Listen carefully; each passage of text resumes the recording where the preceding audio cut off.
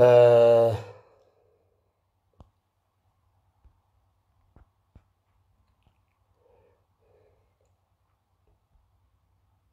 السلام عليكم ورحمة الله وبركاته.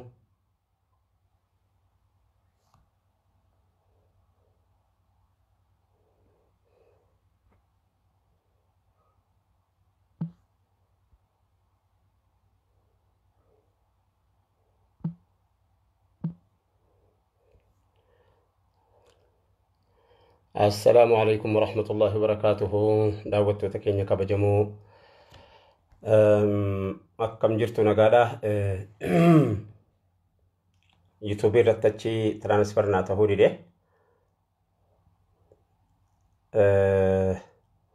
إما cumar asumar rayi bode share wali gona sayna jazakumullahu khairan. Ega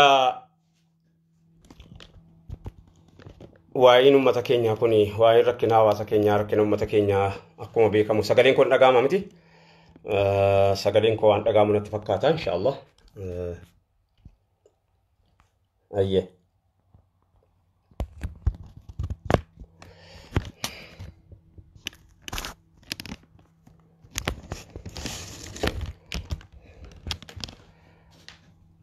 Immi ummata keenya akkaataan amma ummanni keenya kun itti jiru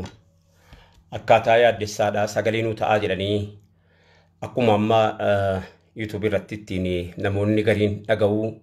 dhageessanii dhimmi ummata keenyaa kun waan bara kanaa yooma seenaan galmeesse malee yooma seenaan galmeesse jennaan dhaloonni qara'e malee kanaaf sana jedhanii himuuni wanni barri kun ittiin nuun jiru wallahi rabbi dhumti nu haafuru rabbi dhumti keenya nu haafuru buleewwan keenya ummanni maneedhaa keessatti laal hidhamuun inuma jirti takkaa takkitti namni yoo loon hidhe yoo saree hidhe yoo adurree hidhe nama qonqodhaan adabamu takkaa takkitti hin dhageenye addunyaadhuma kanarratti waan isin dhibu mirgi dhala namaa inni achi jirus mirgi dhala namaa inni eessa jirus hamma yawwanaa miidiyaan gurguddaan ifaan mandara tokko keessaa bakka kanaatii dhaame jechuu gabaasa oolu ummata waggaa tokko ga'uudhaa ka'e ummata waggaa tokko erga hidhame inni kaan waggaa tokkoof ji'a ja'a inni kaan waggaa tokkoof ji'a afur inni kaan waggaaf wayi inni kaan ji'a sagal inni kaan ji'a meeqa hidhamee hidhaa jiru kana hamma yawwanaa dhiibbaatti godhanii yookaanis biyyocha sana keessa takkaa arabni waan alananu godhe yookaanis immoo naannoon sun Saudi Arabiyaan waan alananu godhe addunyaan takkaa taarika irrattis argamee hin beekamu dhagaamees hin beekamu hidhamuun duruu jira azabamuunis hin jiraata ilaa ummanni kun ummanni amma hidhamana hidhaa jiru kana keessa jiru lola irratti hin booji'amne waraana irratti booji'ameetii miti kan inni qabame hidhameen hawaasa keenya kabajamu ummanni mana hidhaa keessatti azabamaa jiru ummata of beeku ummata qonqoo dandamachuu danda'u ummata obsa qabaatee owwa biyya Saudi waan isin nama gootu mukayyafa maleeyyuu waan isin nama gootu mukayyafa wajjin waan isin nama gootu namni beeku owwa biyya sanaa keessaa ijoolleen dandamachuu dadhabdee kunoo hintalti tokko Xayyibaa kan jedhamtu reengaddaa duuteetti kan jedhu kunoo duutee haadha ilmoo lamaatii isiin kun naannoo Walloo Daawweedha jechuu faan argaa jira amma shumeesiin yeroo ammaa kana keessa shumeesii keessa ummanni keenya warri achitti dararamaa jiru isa kana jedhamees himamuu miti isa kana jedhamees lakkaa'amee wanta jedhu miti akka biyya keenyaatti biyyi keenya ofiisiitiif kan isin akkana jirra jiraachuu wajjiniin ummanni kun waggaa tokkoof wayii ga'eera erga ibidditti qabachuu jalqabe bakka ibiddi irraa ka'e kana sana jechuuti nuti hin beeknu bakka ibiddi sababni ka'eef maaliif jennaan duruu jiraataa dhageenye duruu itti godaanaa dhageenye duruu itti baqataa dhageenye biyya Saudi amma itti baqachuu hin jalqabne amma itti godaanuu hin jalqabne abbootii meeqa waggaa dhibbatti dhihaachuudhaa ka'uu ittuma baqataatii abbootiin keenya fideenuun ga'e ayyee baqaa hiree keenya ta'e godaansaa hiree keenya ta'e inni bara kanaa isa hamma kana jedhamee haasa'amee isa ummanni silaa kana ta'aa jedhamee barreeffamee yookaanis danda'amu miti sabiyyi dubartiin daara ciniinfuurra jirtu qabamteeti ciniinfataa waan ciniinfuun nama godhu namni haadha manaa qabu hin beeka yookaanis namni ilmoo argatee beeku sin beeka dubartiin ilmoo argattee beektu hin beektu namni haadha manaa qabu waan inni wajjiniin ta'us hin beeka ciniin fuurraa fuudhamteeti karaatti jarwal bakka jedhamtutti intalti wayii jarwal bakka jedhamtutti karaa daariitti deessee ulmaadhuma sanaa wajjiniin utuu bishaanitti hin kennin gara jabeenya uummanni garaa nutti jabaataa jiru isa laafaa miti baraa ulmaa sanaa wajjiniin amma deessee kaatee achumatti akka bineensaa akka booyyee taane jechuudha farda taane loon taane beeyladaa taane karaa daariitti deessee kaateetti achitti offoltee namni gara laafessi fuudhee mana hidhaatiin ga'uudhaan mucaa amma dhalattee kaate jechuudha mee mucaan gaafa sana dhalate hamma inni turu mooji hamma inni jiraatus mooji rabbiin malee namni beeku hin jiru azaabni nu bara kana keessa mudanne azaabni amma ummanni keenya mudate isa gaafa yamaniitti ummanni namni 500 ol boombiin itti darbamee achitti gubate mirgi dhala namaa warri jedhamu warri addunyaan gizee hunda warra VOS jedha warra maalis jedha silaalaa utuu silaa amba biraati utuu silaa wanta biraati ummanni silaa biyya ofii keessatti kabajaa qabu biyya ambaatis kabajaadhuma qaba beekamaadha rakkoon keenya biyya kana keessatti beekamtii biyyooma namoomu mallee ati namaanuu jechuullee diddee bara kana zabana kana keessa faranji arabni namni bar namummaafu elaa yoo akka amantii ta'eesi ummata amantii qabullee hamma nama jechisiisuutti nama rakkisu tokkotti amantii qabas ummata jedhamu miti maaliif jennaani biyya kana keessatti namni wallahi isa dhugumaati nama yeroo lolaa masjidatti baqatee offolu nama yeroo lolaa bataskaanatti baqatee offolu namni yeroo lollitti ka'e bataskaanatti baqata maaliif jennaan ganda amantiiti garaanatti jabaatanu jedha yeroo rakkate ganda amantiidhuma fedhee ta'u itti baqatee offolaa bara yeroo ammaa kana keessa adabni ummanni keenya Saudi keessa itti jiramu isuma waa biraa wayinurraa kaffalataa jiran malee isa kan ilmoon namaa namarratti namni namummaa qabu namni zulmiin hojjetamaa jiru kun qofti moo lafatti hafasin ittiin fakkaatin hawaasa keenya ummata keenya kana dhagaa jirtan kan afaan kan ko dhageessan የተከበራችሁ ወንድምና እህቶች እየተናገርኩት ያለሁት በሳዑዲ እስር ቤት እየተማቀቁ ያሉት ወገኖቻችን እየተማቀቁ ያሉት እየሞቱ ያሉት ሰሞኑን የተወሰኑ አንድ 10 ሰው ስማቸውን ኤምባሲ እንደለጠፈ ያቻለው ከዛ ባሻገር ምን ያህል እንደተጎዱ የት ቦታ እንደታሰሩ የታዩና ያልታዩ በሰው እጅ የተገደሉ ምንም የተነገረ የታወቀ ነገር የለም በዚህ ላይ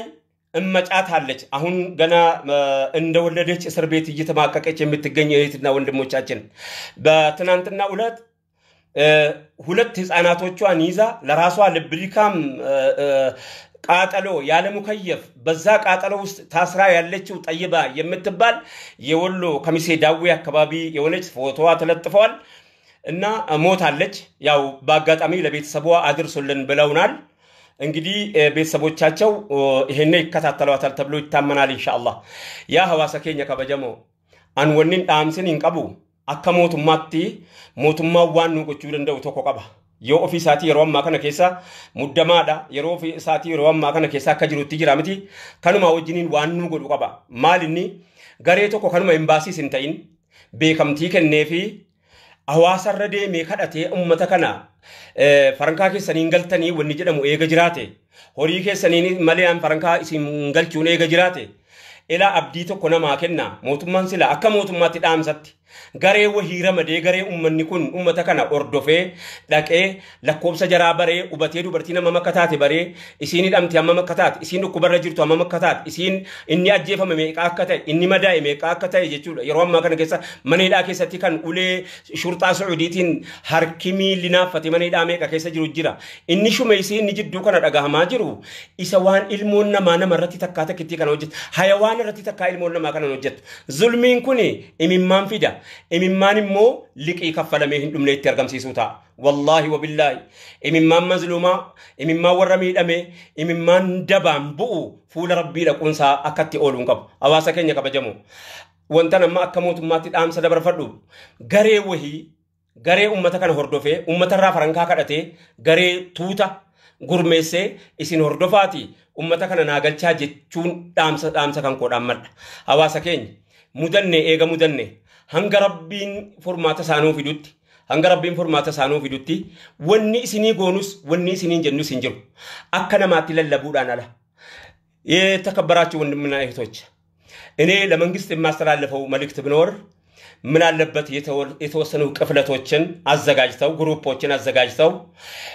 ከህዝብ ለምነው እነዚህን ሰዎች እስር ቤት እየተማገዱ ያሉትን በዛ ሀገር ቃጠለው በዱንያ ላይ በአዛብ እየተቃጠሉ ያሉት ወንድምና እህቶቻችን ሰው ልጅ ብቻ በመሆኑ የተወሰነ ግሩፕ ተዘጋጅተው ያ ግሩፕ ሪኮግኒሽን ተሰጥቶት እውቅና ተሰጥተው እነዚህን ሰዎች የተማቀቁ ያሉትን ሰዎች ከማህበረሰቡ ከህብረተሰቡ ለምነው በመንግስት እውቅና ብቻ ነው የሚፈልገው ሰው የመንግስትን እውቅና ካገኘ ግሩፑ ህዝቡን የመለመንም እውቅና እንዲሰጠው ተደርገው ከህዝብ ለምነው እነዚህን ሰዎች ግሩፕ ወደ ሀገር የመመለስ እድል ቢፈጠር የሚል መልእክት ነው ማስተላለፈው ጥያቄ ነውና ዋን ሞት ማያደ አንምቤኩ የወነወንት ያደ መጅሩ እንጅራተታ akkana maatti garuu naman teesisu akkinamni keenya ta'e elaa ijoolleen asii achi baate kuni ijoollee haadhaaf abbaatti mana ijaarte ijoollee haadhaaf abbaatti qoonqoo xaafii bitaafii turte namni adda inni galaa jiru nileen gaddaa saamu nama 350 360 350 jedha namni mana hidhaa jiru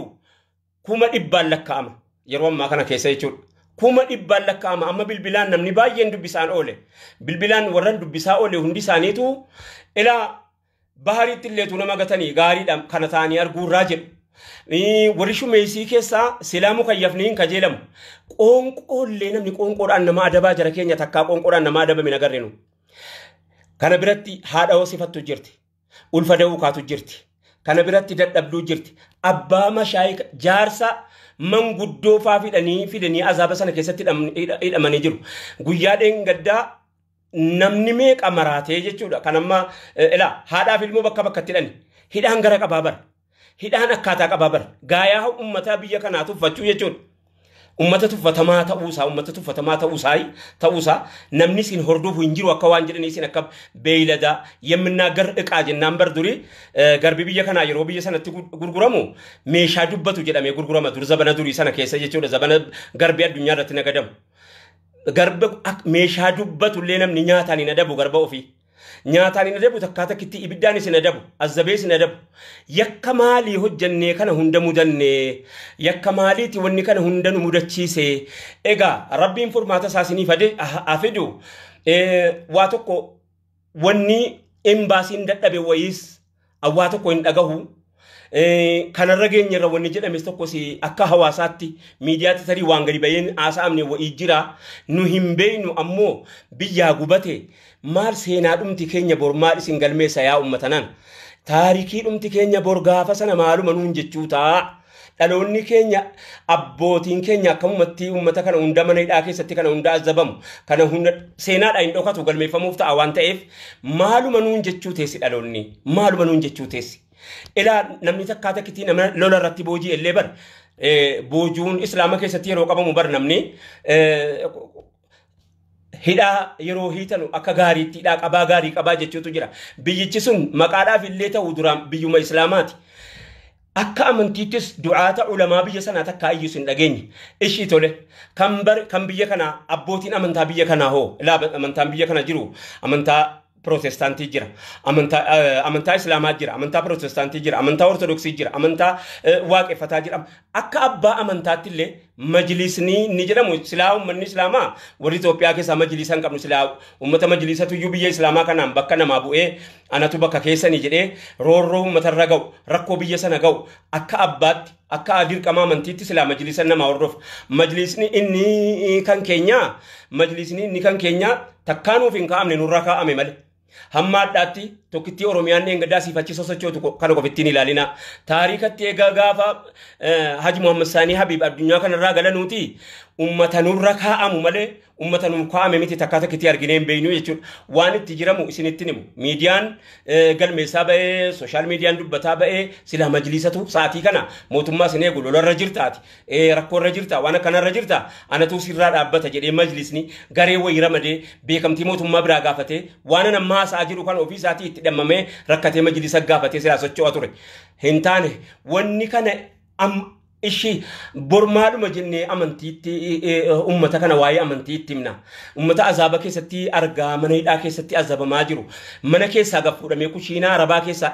isaa jireenyaa maa dafqa ofii lolaafatee biyyatti mana ijaarrachuudhaaf jecha diinqa namaa keessa hojjetaa jirtii miti hima. Diinqa keessaa isaa akka waan bakka gaariidhaa fuudhamtee achii fuudhamtee immoo azaabni kun hundi irratti dhaqqabuu jechuun wallaahi nama laalessa nama suukanneessa.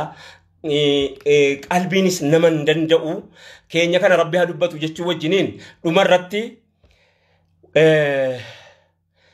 warri hidhamee jiru hundisaa ilmoo namaati. Fedhuu islaama ta'a amantiin isaa fedhuu waan fedhe ta'a ilmoo namaati bar namni hayawaana hidhaa akka mallee hidheeyyuu itti gaafatama. Eega kana mudanne egaa sagalee isinii taana teenye lallabuu silaan dadhabnu yoo inni bu'aallee dhabellee teenye isinii lallabuu akka itti dhiifnu hin qabnu. Wanni nuti isinii hin jennu hin jiru. Rabbumti isin baasu malee. Wallaahi rabbumti isin baasu.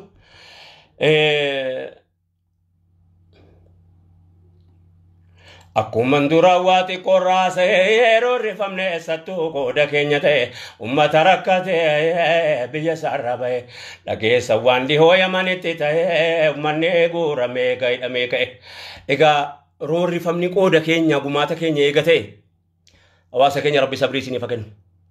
Wanni jedhuun bakkuma citteen dhiigni nu laalessa namaa namoomni nu laalessa isinii mana keessaa deemtanii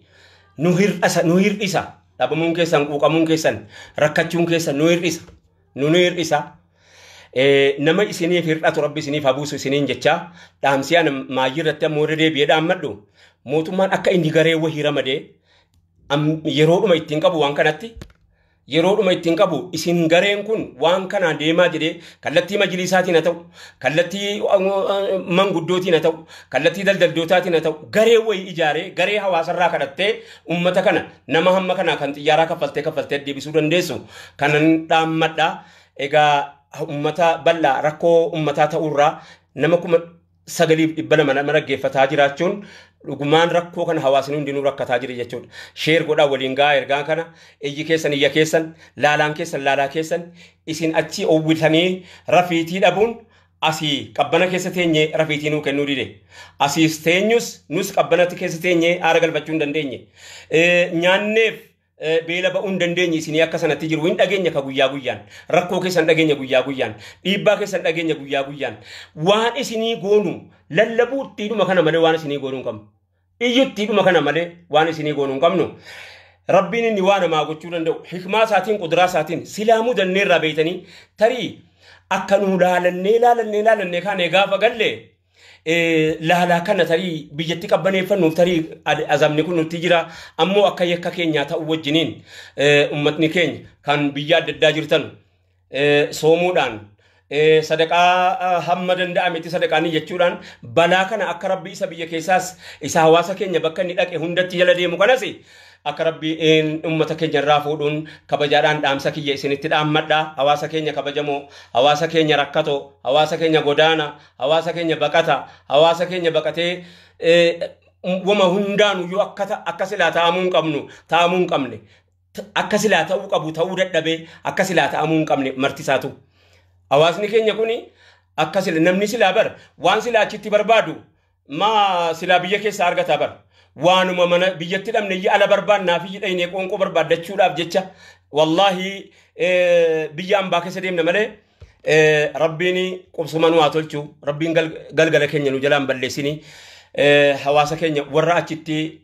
lubbuu ofii dhabe yaa ahli rabbi sabrii isiniif haa kennu hawaasa keenya warra achitti dhumaa jiru moo rabbi rahmata godhee fi ija rahmataatiin alaalu azaaba biyya lamaa rabbiin ummata keenya dhandhamsiisin. Egaa kana caalaa wannan jedhu narkaa babbade wanna hin jedhu hin jiru hawaasa keenya faffacaasaa waliin ga'a roorroon keessanii qooddanne roorroma qooddachuu silaa roorroo qooddachuun hin dadhabamu waan isinii goonummoo hin qabnu kana achitti waan isinii taanullee hin qabnu kana achitti silaa utuu beekamtii qabaannellee akkatti kadhannus beeyna akkatti waan silaa godhamus wallaalleeti miti beekamtii waa tokko ramadamee yookaanis garee wahii waamee mari'atee wanni jedhamu tokkolleen hin jiru وإن كيسني رب ما ندبو ربني موانسا ابن سنين ابني وصلى الله على سيدنا محمد وعلى آله وصحبه وسلم السلام عليكم ورحمة الله وبركاته يتكبراتي وندمنا يتوج እንግዲህ እዛ ቦታ ላይ ህይወታቸውን ላጡ ለቤት ዘመዶቻቸው አላህ ትግስቱን ሰብሩን ይስጣቸው ይያለን ለሞቱት ወንድሞቻችንና አይቶቻችን እዛ እየተቀበሩ ወይ ያልተቀበሩ በሰው እጅ ነው ያሉት እህትና ወንድሞቻችንን አላህ በሁለት ሀገር አዛብ በኔ ማዕሲያ ምክንያት በኔ ጥፋት ምክንያት እየተቀጡ ያሉት ወንድሞቻችን አላህ በአይን الرحማ ይመለከታቸው ይያልኩኝ እዚህ ላይ ጨርሳለሁ የካ አመደ እንዳመ ተኮቲ ወሪ ቢያደዳ ጅሩ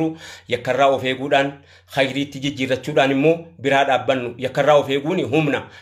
የከራው ፌጉን አቺና ማላፊሳ የከራው ፌጉን ጅዱ ከኛ ጅዱ ረቢቲ ዋቃ ጀልቻ كناف أمر دامي تقول أفاني نتو هركانة تو ميلا نتو يادا نتو يكرر أوف قبول أني مومي مهاجر جارو يكون مرة أوف قبل نتو مومي ما وانجل ولا ليتني يكون مرة أوف قبول هم نونا ما تعوان تيف ورئيس الموزل لما جرنو والله أكزل لما نتنف وني ترى ديمتي تكاتا كتي الكنر إيش نرجع تانكوني أكدو كني تاي أفهم بيكو بريون ساكتا فنقب وني بريون ساكتا فنقب أكتن كانت تنفو ربي بري سانو فددفو السلام عليكم ورحمة الله تعالى وبركاته يونجي تكيسة تدوغو غوري جراد دي أنا في شيطان الرأي يوني مو وانغاري دبت لجراد دي مو فمن الله السلام عليكم ورحمة الله وبركاته